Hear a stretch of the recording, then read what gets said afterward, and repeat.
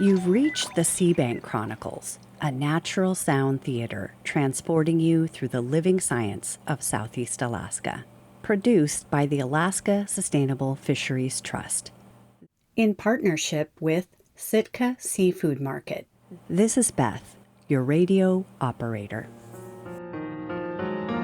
We live in extraordinary times where science and mystery meet in a swiftly changing world.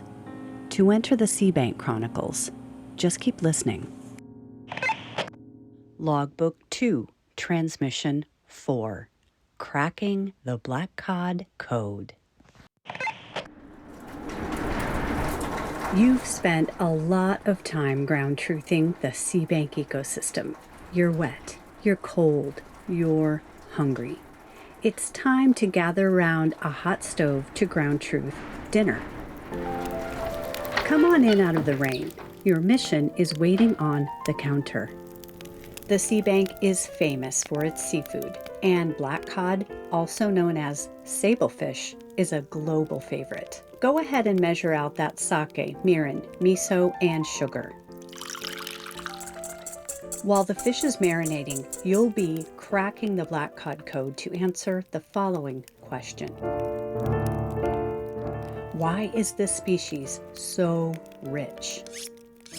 Black cod is famously abundant in healthy marine-derived lipids, specifically omega-3 oils, DHA, and EPA, shown to reduce inflammation, boost cardiovascular health, and support cognitive function. Omega-3s aren't produced by black cod themselves, but absorbed from the wider ecosystem. Exactly how is a bit of a mystery until you break open the research on diatoms. Diatoms are single-celled aquatic plants that grow in the ocean's surface waters. Enclosed in a glassy silica shell, they are responsible for as much as 40% of marine photosynthesis and are key producers of essential fatty acids, including those omega-3s. When it comes to the butteriness of that black cod in your marinade, no diatoms, no dice.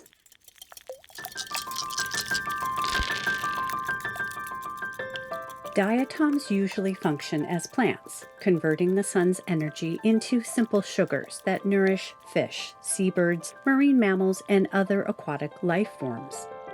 But when diatoms experience stress, say a change in water temperature, salinity, light, or nitrogen availability, something strange happens.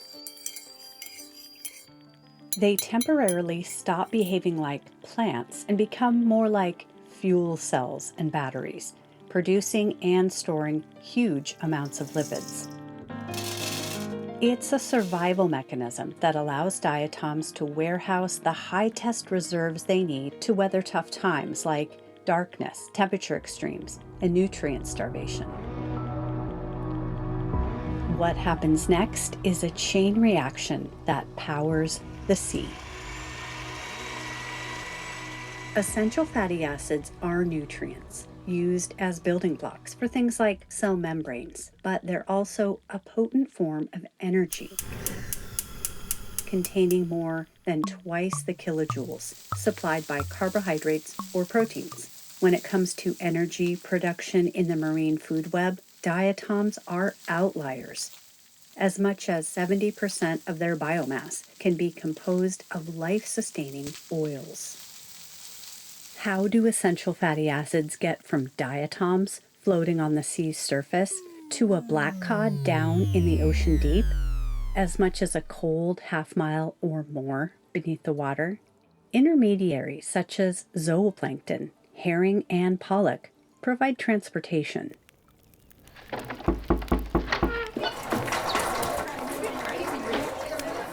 Sounds like your fellow SeaBank ground truthers have arrived. Let's finish cracking this code and get dinner on the table. While black cod use some of the essential fatty acids acquired from prey, like pollock and crustaceans, to fuel metabolism, they also become a little like batteries themselves. That's because they require huge oil reserves to remain buoyant and to stay warm in those deep, frigid waters. Some deep-sea fish, like Pacific cod, store fatty acids in their liver, but black cod weave it through their bones and tissues like the threads of a cozy wool blanket.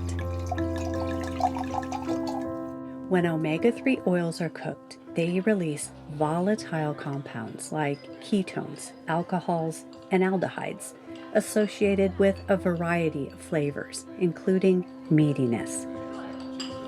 Airborne, these molecules float to olfactory receptors in the nose, transmitting an alluring aroma that joins heavier flavor molecules on the tongue. The combined result? That famously rich black cod taste sensation and its buttery mouthfeel. Cheers to cracking the black cod code. It looks like we're losing signal.